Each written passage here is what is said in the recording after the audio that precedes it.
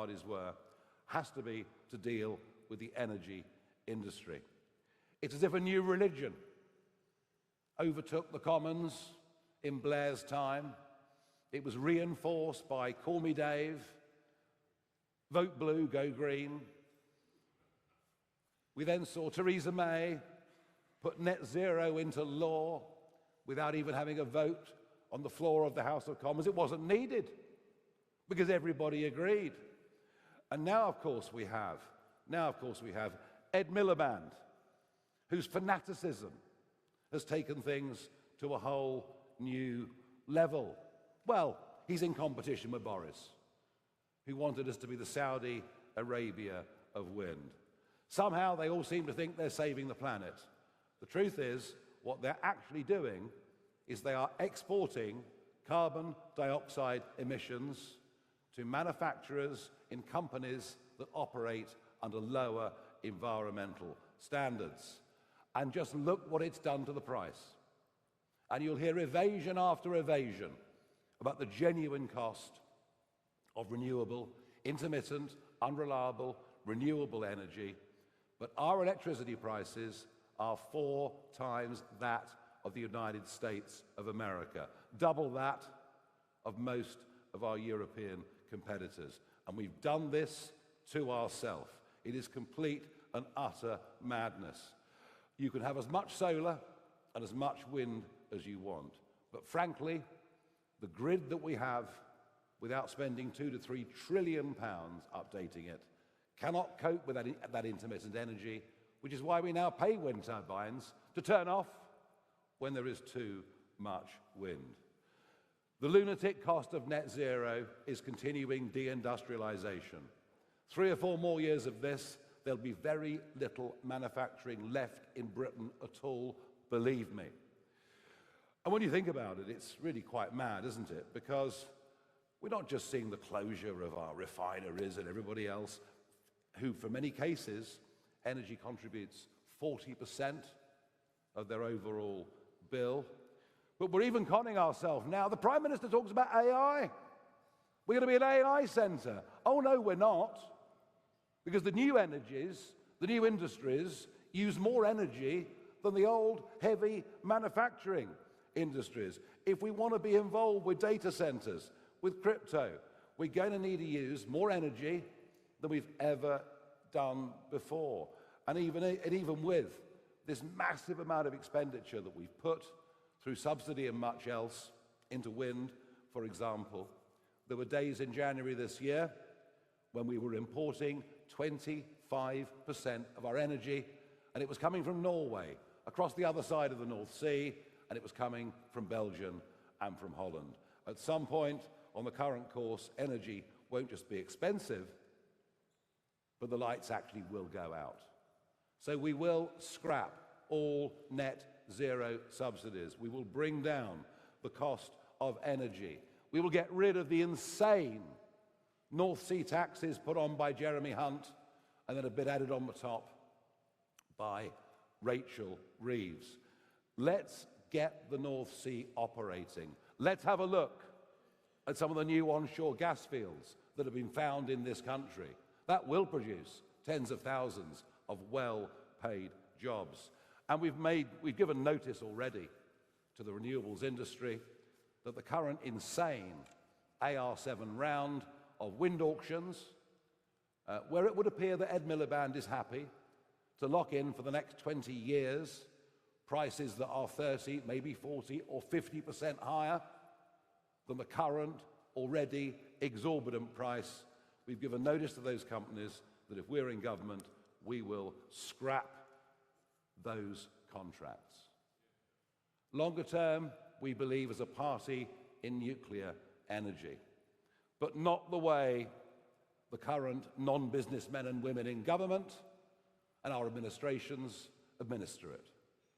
Just have a look at Sizewell, have a look at Hinkley Point, have a look at ballooning cost, have a look at time delay, and look to South Korea. South Korea do nuclear energy with no concessions to safety at 25% of the cost that the British do. Yes, there'll be obstacles with planning and much else, but we absolutely have to do this for our future. Our current politicians are not good enough. Our current politicians don't understand business. Our current politicians don't understand money. Just look at the continuing farce of HS2 to understand just how useless they really are. And we will, if we win that next election, bring in seasoned professionals, good not just at managing money, but with expertise in their own industry. We will bring in private sector specialist knowledge. Of that, there is no question.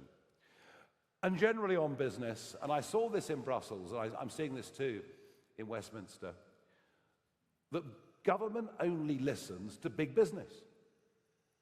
It only listens, in fact, in most cases, to multinationals that aren't really British companies at all. They're the ones that have the ear of business.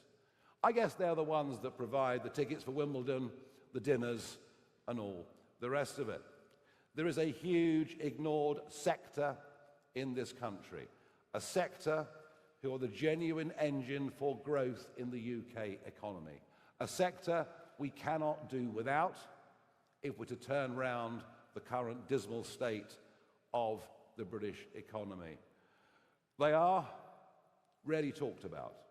They are ignored, but they are put upon. Just think of the 30% increase that Mr. Hunt brought in for corporation tax, stifling reinvestment. Just think of this government saying their annual returns now must be quarterly returns with added bureaucracy and added costs. Yet the completely forgotten part of the British economy are the 5.6 million men and women that run small businesses, act as directors, or organize their lives as sole traders. They feel unwanted in almost every single way, and yet they're really important. 60% of employment in the private sector is provided by those 5.6 million small companies. They've been hammered by national insurance rules over the course of the last year, especially those working in hospitality and sectors such as that. And they are embattled by IR35 regulations designed by the Treasury and weak Conservative chancellors who assume that everyone out there who isn't working for a big firm is some kind of crook. Well, I'm sorry, but the IR35 rules are ridiculous. They're stifling innovation. They even drive some in their 50s just to throw their hands up and go into early retirement. We will be the party of small business. We will be the party of risk takers. And look, there is a fundamental, I think, misunderstanding in many, many ways about what business really is. It's as if, well, you're either for business in politics or you're for the worker in politics. It is a fundamental misunderstanding, frankly, at every level. Thriving businesses are good for their employees. And something that I don't think anybody on the front benches would even understand is that small businesses very often treat their employees as well as they would treat their own family. You know, I went through times of having to pay monthly payroll when my staff were earning a lot more than I was. But I wouldn't for a minute want to jettison any single one of them, but hold tight and wait for better times. And we are on the side of working people. We are the party of Alarm Clock Britain. And we want people who are out there working to be genuinely better off working than they are on a whole range of benefits. And it's perhaps on benefits as much as anything else that I was keen to do this speech today. There seem to have been several misunderstandings as to where reform stands on benefits, as if we are the party that will throw around the money like confetti, based, I think, around my comments on the two-child cap and removing it. Now, no one actually listened to what I said. I mean, this happens, I know. But what I said was, we should remove the two-child cap for British working couples. And what I meant by that is for lower-paid couples who are both working, the cost of childcare is exorbitant. It's a disincentive for having more children. It's a disincentive for going out to work. And so I thought a tax credit for a couple where both were working was actually a very, very pro-family policy in every single way. We have already announced cuts to welfare spending, but no one seems to have noticed. So let me use this opportunity to reiterate where we are this morning. My colleague Lee Anderson and Zia Youssef did a press conference earlier on this week dealing specifically with PIP claims, saying that we would take away claims from people who were on PIP for non-major anxiety. That policy alone, given the daily, weekly, monthly rate of new sign-ons, that policy alone would save us $9 billion a year by 2029 under current predictions. And in fact, all disability claims will have to be dealt with in person. All disability claims will have to be reassessed. There'll be no more Zoom, 5 or 10 minutes on a Zoom, and be signed off with some sort of malady. And there'll be no more family GP feeling pressured into signing people off. It'll all be done by independent third party. And you don't think this matters? Well, just think about this. There has been a 50% increase in disability claims in Britain over the course of the last 5 years.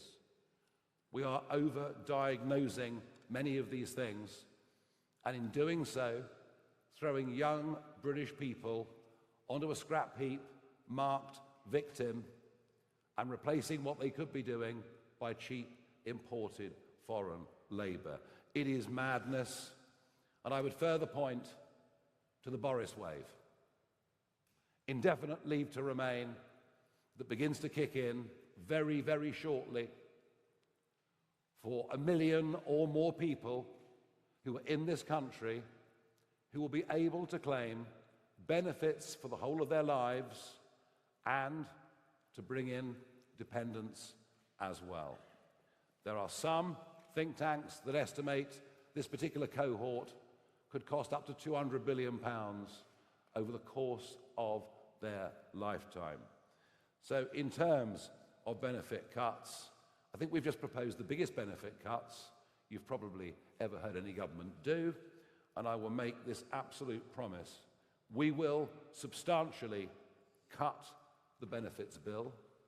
We will reduce the size of the public sector. We will look, as we've already started, at public sector pensions, which are a massive liability, and from the early work that Richard has done, we can see these funds are paying fees that are way out of line for what should be appropriate and being badly mismanaged. On the cost of living, we will cut people's energy bills. Now, Keir Starmer said he'd cut them by £300. They're up £285. And if Mr. Miliband's wind plan comes in, we'll have locked in higher energy for decades to come. We reckon sensibly we could cut £165 per annum off everybody's electricity bill. But it's in the area of population explosion, it's in the area of mass migration where perhaps we can help a lot. A move towards net zero population increase through migration would ease pressure on rents. It would ease pressure on house price affordability. And we will commit to the biggest building program of genuinely affordable housing in this country that has ever been seen. Our young people deserve nothing less. So look, we will cut spending. We will encourage growth and entrepreneurship. We want to cut taxes, of course we do. But we understand substantial tax cuts, given the dire state of debt and our finances, are not realistic at this current moment in time. There are some relatively modest things we would do. We would immediately remove IHT from family farms and from family-run businesses. And we will raise the thresholds at which people start to pay tax to begin the process of getting people out of the 16-hour-a-week working debt trap that so many people find themselves in. The state of the finances, the state of the economy is far, far worse than it was in the run-up to a 2024 general election. But be in no doubt, we are pro-business. Be in no doubt, we want work to be rewarded. Be in no doubt, we will do everything we can to bring back confidence and to bring back a change of culture around work, money, and success in this country. And be in no doubt that we will have higher quality people in charge of areas over which they've got knowledge than we've seen in this country for many, many decades. Thank you very much.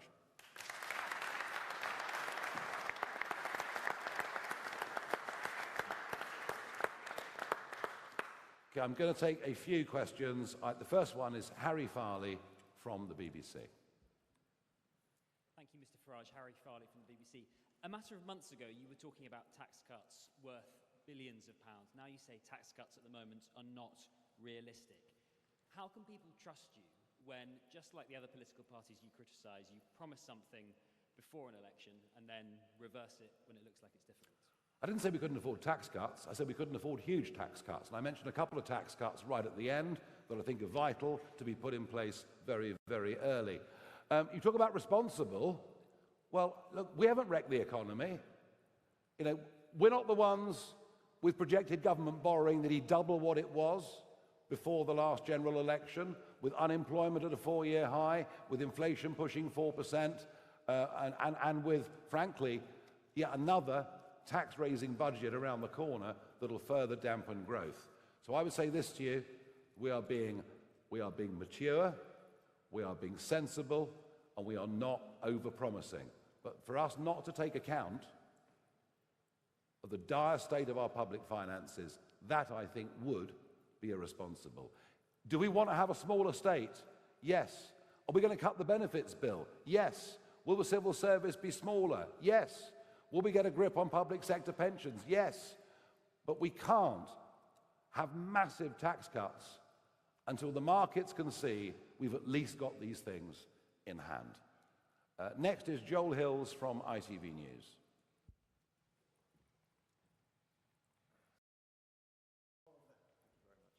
Hello there, Joel Hills from ITV News. You share Richard Tice's concerns about the affordability of public sector pensions. Is your message to teachers, to police officers, to NHS staff, that if they vote reform at the next election, you will cut their pensions? No, what I said was what we discovered so far through local government, and by the way, you'll be hearing much more about the massive savings we've made through local government out through this country as we come up to the 6-month anniversary of being in charge of 10 of those counties. What we discovered, and this is through, a fairly brief look at the way that the pension funds are run at a county level, is they are paying exorbitant, and I mean exorbitant, fees to the pensions industry, which of course cumulatively over a 25 or 30-year period adds up to a very large chunk of the money, and we believe they're very badly administered. Our ambition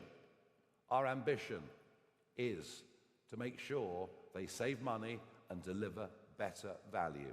And you're going to hear more about this because Richard Tice will be giving a major speech at Bloomberg later this week, which will address this and many other issues. Thank you. Sam Coates, Sky News. Thank you, Mr. Farage.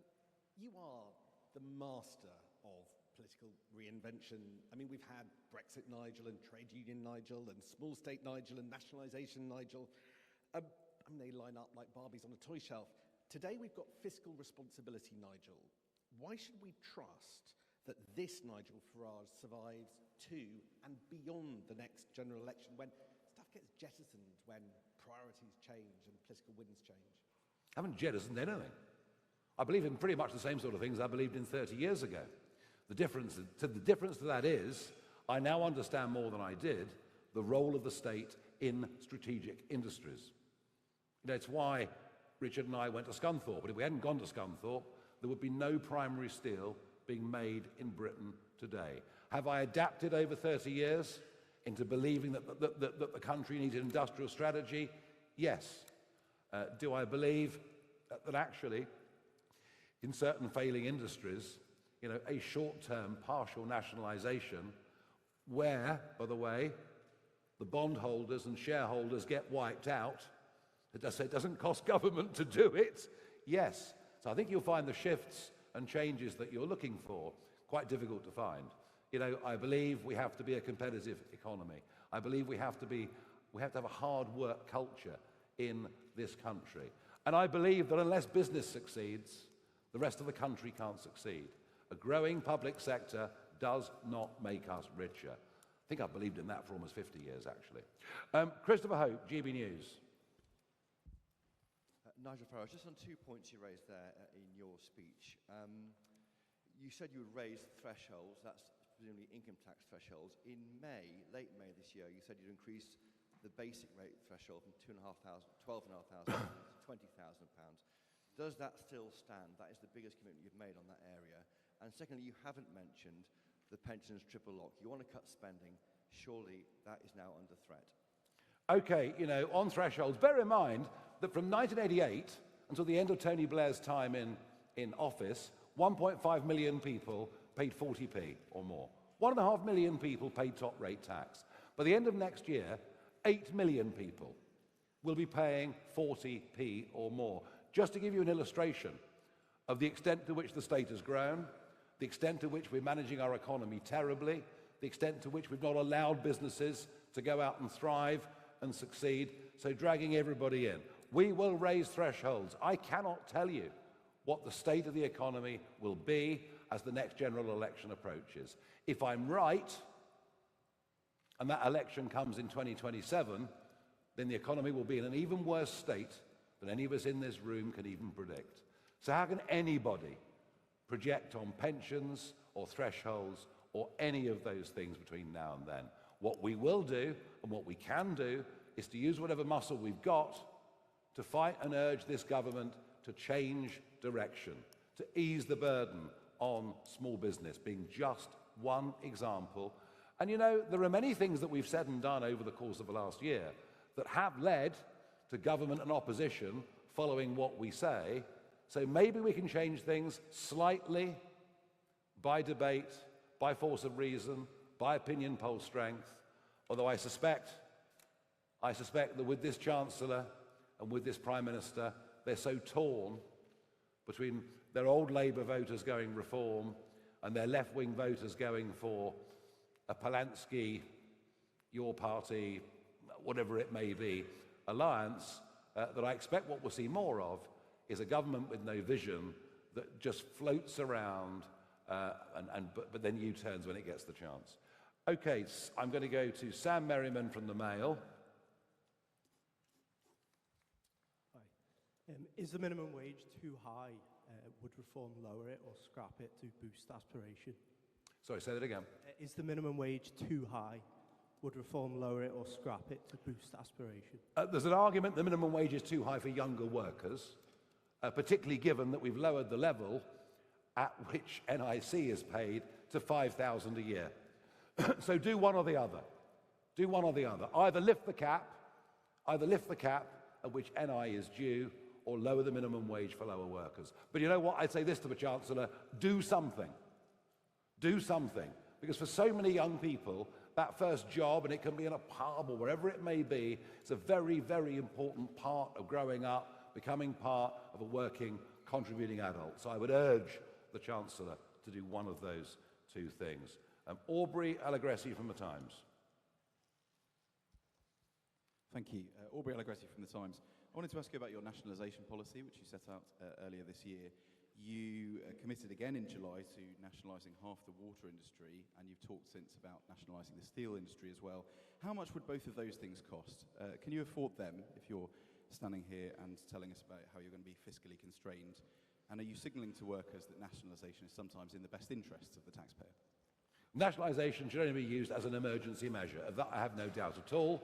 In the case of steel, if something hadn't happened, literally within a couple of days, this country would not be a primary producer of steel, the only major Western country that would not be a primary producer of steel. Now, I have heard in the last week that the government are going to begin to do some energy deals with one or two of the biggest users.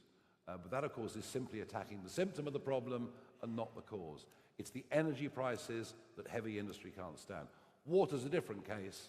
That's Thames Water, who have lost all credibility morally and financially. And our plan was, as I say, it wouldn't cost us anything. We'd wipe out the shareholders and look for new partners. Okay, Ryan Saby from The Sun. Thank you. You talk about being pro-business and also pro-worker. Where do you stand on employment rights legislation? Would you scrap it? Would you water it down, especially when business says that the government estimates say it will cost £5 billion? I said earlier on that government only listens to big business. And can very big business absorb the cost, the increased burden of the Employment Rights Act? Yes, provided it damages their small and medium-sized competitors. And that's the point. The more you regulate, yes, it'll cost big businesses, but if it bankrupts their competitors, that's great as far as they're concerned. But not as far as the economy is concerned, not as far as choice is concerned, not as far as innovation is concerned. So look, the idea that the employment rights legislation should apply to a company with 3 employees, you have to start asking yourself a question. Who's that good for? Well, it's not good for the company, and it's certainly not good for the worker. And it's why I repeat what I said earlier. This is the most ignored part of the British economy. Those little firms that I'm talking about provide 60% of the jobs in the private sector. It's about time they had a voice in the public domain, and the employment rights legislation will damage them and their employees. And my final question, because I'm not doing hundreds today, I mean, normally I do 25 or whatever, and we have got more press conferences coming, but to show you the sheer levels of balance that we apply here, let's go to Pippa from The Guardian. Thanks, Mr. Farage. I'll ask the other 25 questions for them, if you like. Can I ask who in mind you have to be Chancellor? Will it be Richard Tice, Zia Youssef, or somebody else entirely? Can I quickly also ask, do you still support PR? You were a big advocate of it for many years, but have seemed to have gone rather quiet on it now. The first past the post looks like it favours you. And to end the questions where we started, are you just doing what you accuse the other parties of, breaking promises in order to join the political mainstream? I'm really interested in that balance that you have to strike between retaining the benefits of insurgency while trying to make yourself look credible on the economy. Thank you. Well, look, I mean, aspiration, all I ever said was that raising the tax, I want the tax threshold to go to £20,000. I think it's vital for this country we get it there. It's vital that with benefits and getting people back to work, we have incentives. I think that's really, really important. As well as toughening of the rules, it needs the carrot and stick approach. So they were only ever aspirations. And I think what you're seeing today is us being realistic about the state of the economy. Now, look, when it comes to who's the Chancellor going to be, who's the Home Secretary going to be, and all the rest of it, this is a work in progress. Over the course of the summer, Danny Kruger joined us. He's taken on a very specific area for us. Colin Sutton joined us, most famous living cop in Britain. He's taken on a very specific area for us. Vanessa Frate joined us, the toughest living prison governor in the country. She's taken on a very special purpose area for us. And there'll be more announcements in the next couple of weeks of people with expertise. No speculation about defections here. There'll be more expertise coming over the course of the next few weeks. And what I've tried to do really hard this year is to get away from this idea, this criticism, that somehow it's a one-man band. It's not a one-man band. There's a broadening team. They're sitting there in front of you.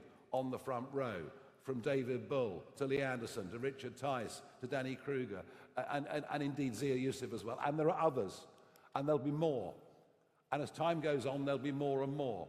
And as we develop and build that team, we'll start to give people labels. Right now, we're not ready.